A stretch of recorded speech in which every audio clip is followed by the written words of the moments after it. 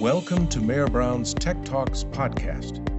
Each podcast is designed to provide insights on legal issues relating to technology and IP transactions and keep you up to date on the latest trends in growth and innovation, digital transformation, IP and data monetization, and operational improvement by drawing on the perspectives of practitioners who have executed technology and IP transactions around the world.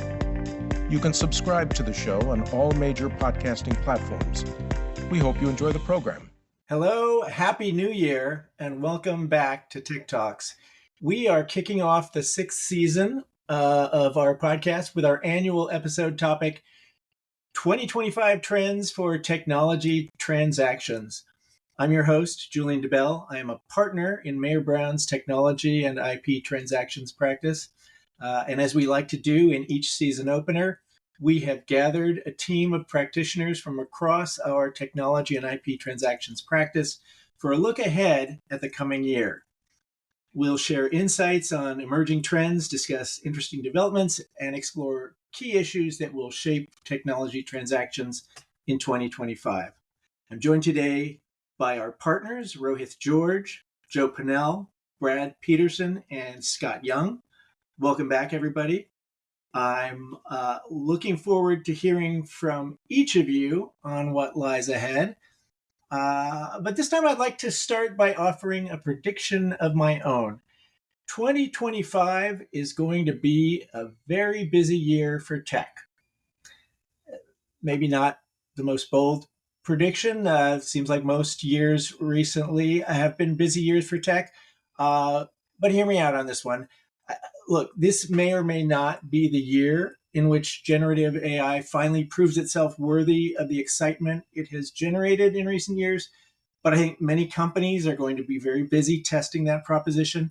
And, the broader project of transforming businesses into truly data-driven enterprises is something that's been going on for a long time. And I think that's going to continue apace. Spurred even more by the excitement around AI. Meanwhile, all of this will be happening against the backdrop of a new administration that will be making changes to U.S. economic policy. Changes on immigration, tariffs, and other fronts may impact technology and other industries. We also expect merger and acquisition activity to increase, with much of it focused on acquisitions aimed at furthering companies' ongoing digital transformations. Companies are also going to be looking to shed prior acquisitions and other lines of business that may no longer make strategic sense. And that's going to result in a likely uptick in complex carve-out divestitures and spin-offs.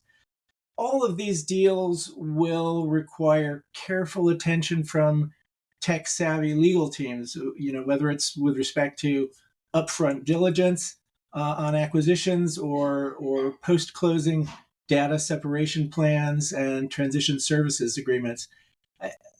That's what I'm seeing anyway, from my corner of the practice. Scott, what do you foresee? Well, thanks, Julian, and hello, everybody. And let me just say first, Julian, it's great to be back on the podcast. Thanks for having me. Thanks for letting me join you. I think you're exactly right about the trends you're talking about, in particular about M&A activity. I do think that will rebound, and that's going to have an impact on venture capital deals. That's the type of work I do with the emerging tech companies. It's going to impact them and their commercial deals. We call this the trends episode. So let me first tell you about the trends I'm seeing, Julian.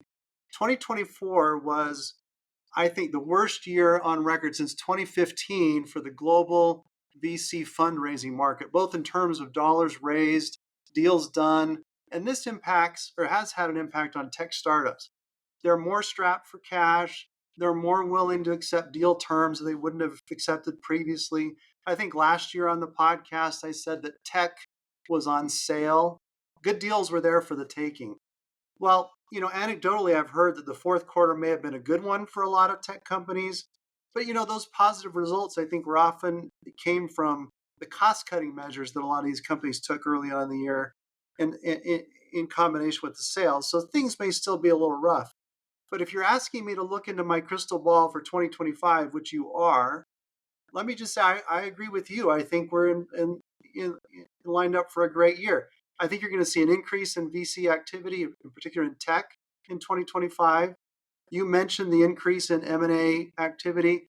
If there's an increase in M&A exits, an increase in M&A activity, that's going to result in VC funds and their LPs getting their money back. They can redeploy that back into the VC ecosystem, and that's going to create more companies and more businesses. I was recently reading in PitchBook that something like 40% of all US unicorns have been held for 9 years, which means they're due for some sort of an exit this year. And that too will result in a lot of money flowing back into the VC ecosystem and helping to reignite a lot of these tech VC startups. I think you mentioned, or at least we've heard that, or seen these recent rate cuts by the Fed. And I think that's going to increase the appetite for risk taking. I also think that many people in the new administration will create a friendly regulatory environment, which may also be good for business. That said, the Trump administration has also suggested there will be increased tariffs on goods coming from places like China and Mexico, which could adversely affect companies that manufacture in those nations. So that's kind of what I'm seeing. Scott, very helpful. What does all of this mean for tech transactions? Well, yeah, Julian, if we see VC funding return to a more normal level, let's say in 2025, I think that gives a lot of emerging tech companies some breathing room, and you're going to see 2 or 3 things happen. I mean, first of all, these startup tech companies, they're going to have better negotiating leverage. They won't be so desperate for cash anymore, and so they will use that negotiating leverage like they haven't done in the past couple of years. Secondly, I think, and we'll talk more about this on the podcast, I think, today, but over the past couple of years, we've seen the majority of VC dollars are going to companies in the AI space. And I think that trend continues. And so you're going to see a lot more AI companies getting funded. And you're going to see a lot of tech companies that are looking for funding start making an AI offering. That will almost be a requirement to get VC funding nowadays. And then finally, with greater funding levels, I think you're just going to see more emerging tech companies doing more deals. And so, like you said, I think 2025 ends up being a real busy year for tech and tech transactions. Well, thank you, Scott. I mean, that's a interesting take on the venture capital scene generally, and particularly how AI fits into it. Brad, what are you seeing? What trends are you seeing for larger, more established companies? Julian, I'm seeing in the back half of 2024 and certainly in 2025, a big uptick in AI-driven deals. We've had companies doing a tremendous amount of experimentation with AI over a couple of years now, and the business cases are just clearer and more accurate than ever. And people throughout companies are trained and ready to act. Plus, competition has brought down costs dramatically, particularly for large language models, but also Moore's law in action on data storage, networking, and compute. Okay, so how do you expect that to play out in terms of technology deals for companies that want to build AI solutions? At this stage of evolution in the market, building a high-value AI solution involves bringing together, integrating data, tools, and talent. Data is generally licensed from data providers, data aggregators, other data sources.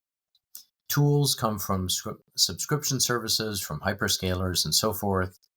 Talent comes under professional services contracts. Those are 3 different sorts of businesses. They're 3 different sorts of contracts.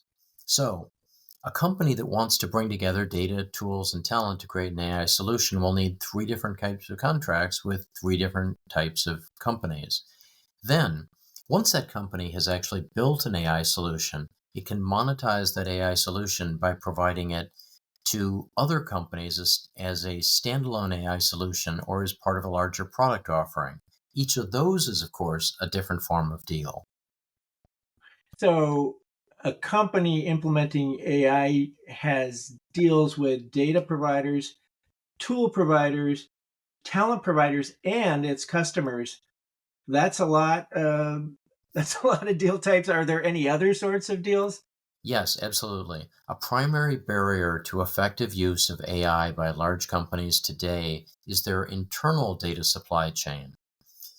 Large companies have immense opportunities to improve AI performance by gathering and processing data about their companies with an eye to use in AI. That will require, for example, core systems modernization, deployment of smart data gathering devices, data rationalization, um, and new secondary data structures. Those are all projects that will be performed by IT service providers, probably under systems integration contracts. Well, that sounds difficult, right? I mean, wouldn't it just be easier to just benefit from AI used by companies who put all the pieces together themselves? Yes, clearly easier to be the company that benefits from AI built by other companies. So we are seeing four major types of deals on the customer side for the AI solution provider and the buyer side for AI users. First, there are companies that are deploying AI solutions from AI solutions providers, generally under some type of license or subscription agreement. Second, there are companies that are reselling other companies' AI solutions, generally customized with an industry specific value add. That's, of course, two deals for those companies: the reseller agreement with the AI solutions provider and the end customer agreement. Third, we're seeing some companies selling just the insights derived from the use of the AI solution without access to the AI solution itself. And then finally, you have the deals that we'd call powered by AI deals, where the underlying product or service just simply works better, faster, and cheaper because the provider is using an AI. And those in some ways look like the standard pre-AI versions of those deals, but there are AI specific issues that become important because AI is the mechanism used to power the service or the product in 2024 and 2025. All right, interesting. And of course, one instance that we've all seen of providers leveraging AI to reduce their own costs and improve their own services, that fourth type of deal you described, is in outsourcing. Rohith, talk to us about what you're seeing there. Sure. Yeah. Thanks, Julian.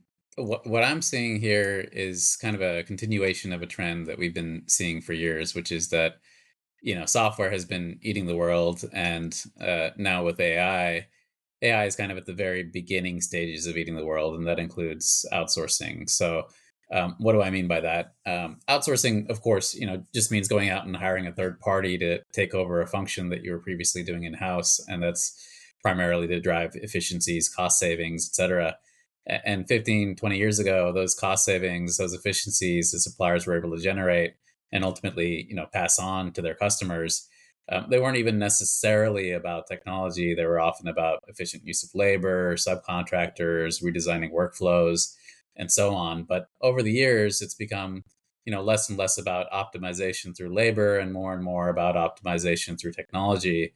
And that's starting with questions about what software the supplier is bringing to the table that it's going to help their own people perform that particular outsourced functions. And then it was whether there was RPA or robotic process automation that could automate a person's tasks, and ultimately cut the time it takes to perform them. And now, it's really to whether there's an AI solution that can be implemented to remove the person from the equation entirely. So, I think where we're at for 2025, as I mentioned, software has been eating the world, and it's kind of like we're approaching the end of the beginning there.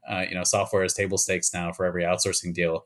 It needs to be, we have to address those types of software related issues in those agreements. But now every new deal in 2025 is going to involve the customer asking the supplier, how are they going to plan to use AI in their service delivery? Certainly if you're outsourcing an IT function, that's true, but also if you're outsourcing an HR function or a finance function or accounting function, the same question is going to come up, and the suppliers are all competing to have kind of the best answer to that question. So, now the tricky part is how are we going to implement that? And this was, the beginning of the challenge in 2024, but I only expect this to pick up in 2025 for outsourcing. We have to answer questions like, which AI tools are going to sit in the supplier's environment purely to help the supplier perform the function, which AI tools have to be implemented in the customer's environment because they're processing customer data. What does the AI governance process look like? When does a customer need to approve use of the tool and go through that process, the type of data that it consumes, and ultimately, how does the customer feel about use of their data to further train the tool? So these types of questions used to be limited to just, AI licensing deals, but we used to say that every deal is a technology deal. Similarly, here for 2025, every outsourcing deal, I think, is going to be an AI deal in that respect. So, heading into the year, if you're a lawyer working in the space, whether you're representing a supplier or a customer, I think you need to think carefully with your business about your approach to AI, what outcomes your company wants, what commitments you can offer, what risks need to be allocated and which need to be shared, because these types of questions, these types of AI specific questions are going to pop up in almost every outsourcing deal you do. So that's kind of the trend that I see for 2025. All right. So, look, as anticipated, AI continues to be a big theme for the tech world and the business world generally. Um, but, I think there's been another theme running through some of our looks ahead, and that's this sense that with AI and with this new administration and with lots of things that are going on in the world, there's just a lot of uncertainty out there. Um, how is that affecting our clients' businesses and deal terms globally? Joe, I wonder if you could speak to this. Yeah, thanks, Julian. So, as I think everyone has mentioned, there's a lot of uncertainty with this new administration on topics like trade. And, we're also seeing this is already having a ripple effect on our clients' interactions with foreign governments too. So, I got a call on Christmas Eve from a client that's being impacted by new tariffs on imports into Mexico. And that may have been originally designed to stop Chinese goods, perhaps as a bit of a nod to the new US administration, but it's having unintended consequences on trade with American companies moving goods back and forth to Mexico. And while there may be some relaxed regulatory requirements under the new administration, it's probably going to take some time for some of those things to really hit. And one of our financial institution clients told us that it might be years before the regulatory scrutiny of their third-party technology contracts is really relaxed. So they can't really shift gears just because there's an election a month ago. It's going to take time, and they're laboring under some pretty intense regulatory pressures.